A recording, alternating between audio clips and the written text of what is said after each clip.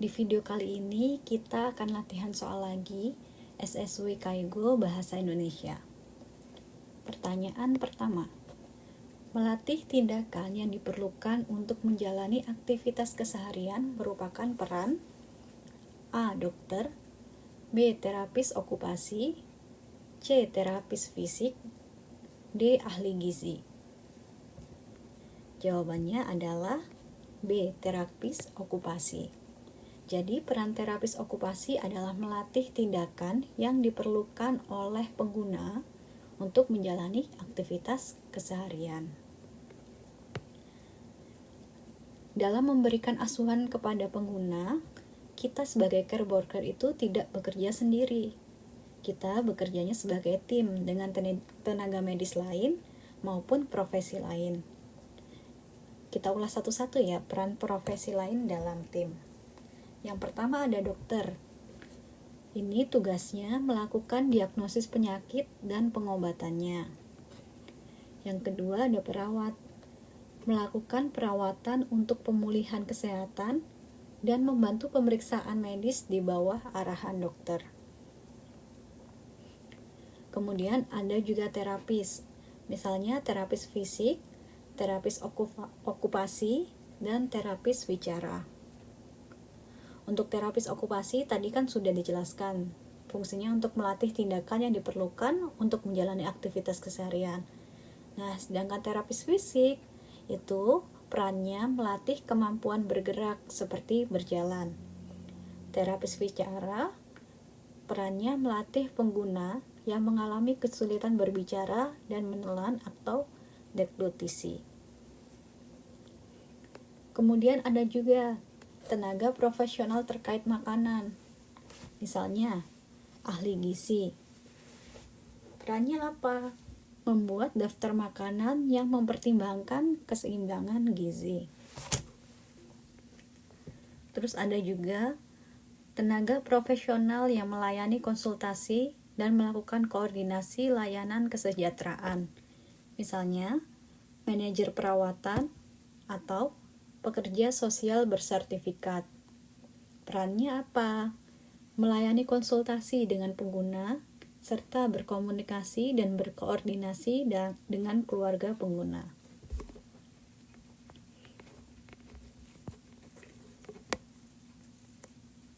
Lanjut, pertanyaan nomor 2. Day service merupakan bagian dari layanan A. Kunjungan, B. Ambulatori, C. Inap, dan yang terakhir Home Help Service. Jawabannya adalah B. Ambulatori. Pembahasannya, jadi ada garis besar layanan perawatan lansia. Ini yang di sini dibagi menjadi 3. Yang pertama ada layanan kunjungan, yang kedua ada layanan ambulatori, yang ketiga ada layanan inap. Garis besar layanan perawatan lansia ada 3 ya. Layanan kunjungan, layanan ambulatori, layanan inap. Bedanya apa sih? Nah, kalau layanan kunjungan itu menyediakan layanan kepada pengguna dengan berkunjung ke rumah pengguna. Salah satunya contoh layanannya adalah perawatan lansia kunjungan, Home Health Service. Yang kedua, ada layanan ambulatori. Menyediakan layanan kepada pengguna di fasilitas perawatan lansia pada siang hari. Salah satu jenis layanannya adalah perawatan lansia ambulatori atau day service. Yang ketiga, layanan inap. Menyediakan layanan kepada pengguna di fasilitas perawatan lansia. Salah satu contohnya adalah Panti Breda perawatan khusus. Kita ulang lagi ya. Garis besar layanan perawatan lansia ada 3. Yang pertama, layanan kunjungan. Yang kedua, layanan ambulatori. Dan yang ketiga adalah layanan inap. Nah, untuk layanan kunjungan, Yang pertama, layanan kunjungan. Itu kita sebagai care worker datang ke rumah pengguna. Untuk yang kedua, layanan ambulatori. Contohnya, day service. Misalnya, kita sebagai care worker atau petugas yang menjemput datang ke rumah pengguna untuk menjemput pengguna. Nah, kemudian pengguna dijemput dan diantar ke layanan panti. Tapi ini cuma di siang hari. Kemudian nanti diantar pulang ke rumahnya pengguna kembali. Nah, yang ketiga ada layanan inap. Misalnya panti bereda perawatan khusus. Jadi pengguna hidup 24 jam di panti.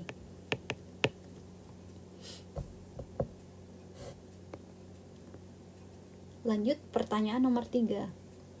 Melakukan perawatan lansia berdasarkan rencana perawatan lansia terhadap pengguna merupakan bagian dari A. Penilaian, B. Penyusunan rencana, C. Pelaksanaan, D. Evaluasi.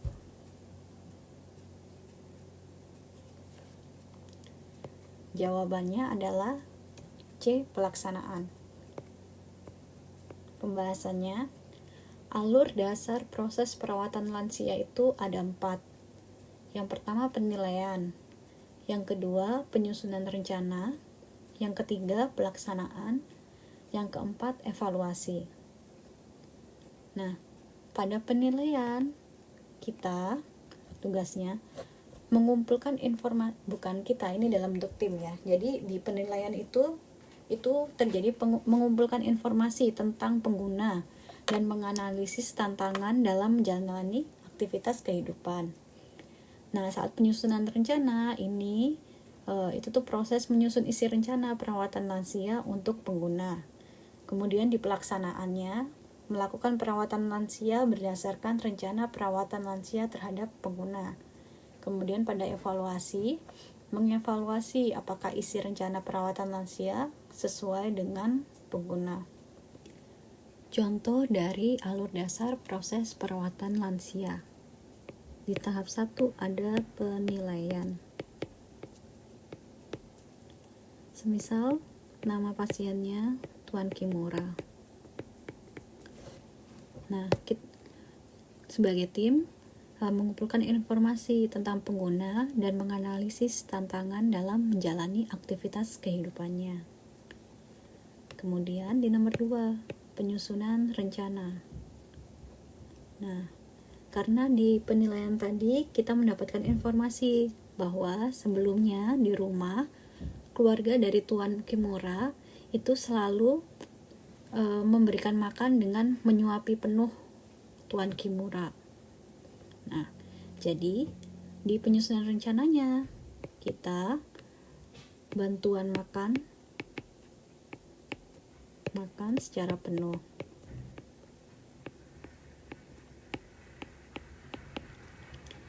Kemudian di nomor 3, pelaksanaan.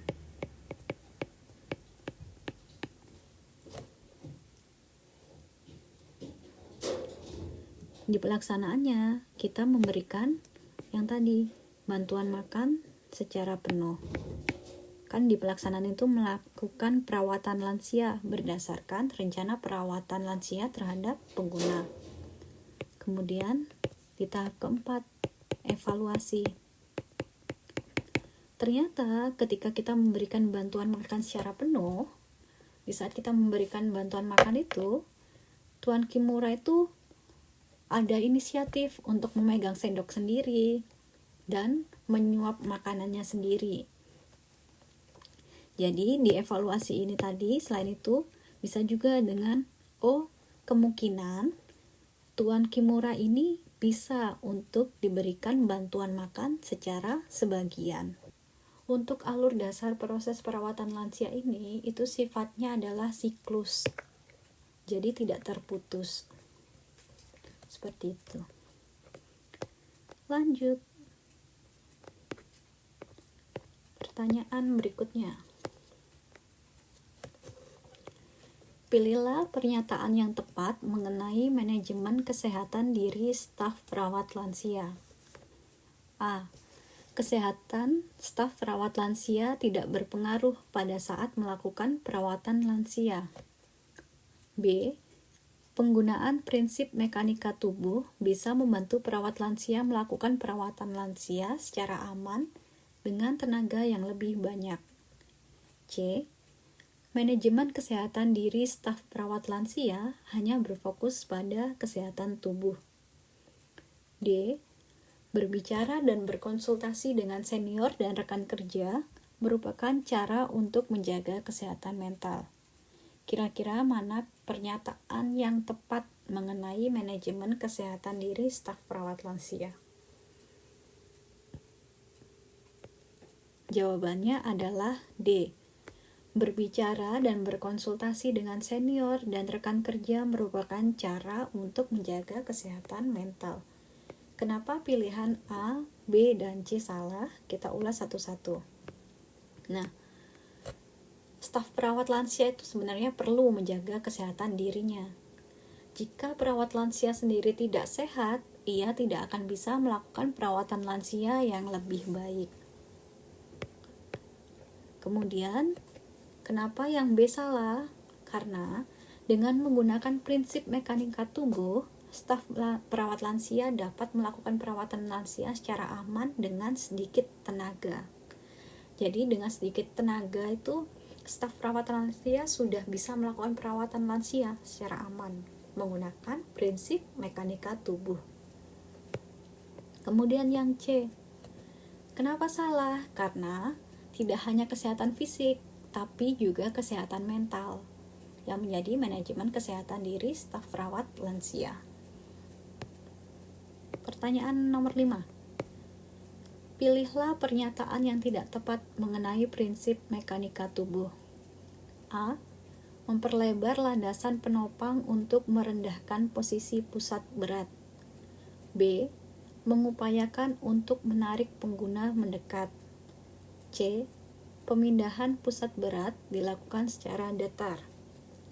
D. Mengarahkan kaki ke arah berpindah dengan memuntir tubuh. Mana pernyataan yang tidak tepat mengenai prinsip mekanika tubuh? Jawabannya adalah D. Mengarahkan kaki ke arah berpindah dengan memuntir tubuh. Harusnya seperti apa sih yang benar? Yang benar adalah mengarahkan kaki ke arah berpindah tanpa memuntir tubuh. Kenapa nggak boleh memuntir tubuh? Karena beban pada pinggang akan bertambah jika kita memuntir tubuh. Lanjut, pertanyaan terakhir di video kali ini. Bagaimana prinsip langkah penanganan penyakit menular? A. Tidak membawa masuk, tidak membawa keluar, tidak menyebarkan. B. Tidak membawa sumber infeksi, menghilangkan jalur infeksi, tidak menyebarkan sumber infeksi. C. Menghilangkan sumber infeksi, memutus jalur infeksi, meningkatkan daya tahan tubuh inang. D. Memutus sumber infeksi, menghilangkan jalur infeksi, meningkatkan daya tahan tubuh inang. Bagaimana prinsip langkah penanganan penyakit menular? Jawaban yang benar adalah C. Menghilangkan sumber infeksi, memutus jalur infeksi, meningkatkan daya tahan tubuh inang. Nah, pembahasan yang di sini tuh ada 3. Yang pertama, 3 elemen penyakit menular. Apa saja? Nah, ada sumber infeksi, jalur infeksi, dan inang. Sumber infeksi misalnya apa aja? Mikroorganisme, patogen, ekskreta. Jalur infeksinya misalnya tangan, benda, makanan. inang, misalnya manusia, hewan, dan lain-lain. Yang kedua, prinsip langkah penanganan penyakit menular. Bagaimana prinsip langkah penanganan penyakit menular? Nah, prinsipnya itu dengan memutus mata rantainya. Ini diputus. Caranya gimana memutus mata rantai penyakit menular? Yang pertama, menghilangkan sumber infeksi. Yang kedua, memutus jalur infeksi. Yang terakhir, meningkatkan daya tahan tubuh inang. Nah, untuk poin ketiga, dasar pengendalian penyakit menular. Itu mencakup 3 hal. Yang pertama, tidak membawa masuk, tidak membawa keluar, dan tidak menyebarkan. Untuk teman-teman yang ingin e-book latihan soal gratis, silakan jangan sungkan-sungkan untuk DM di Instagram dan sertakan alamat emailnya, nanti saya kasih tag akses ke Google Drive-nya. Terima kasih.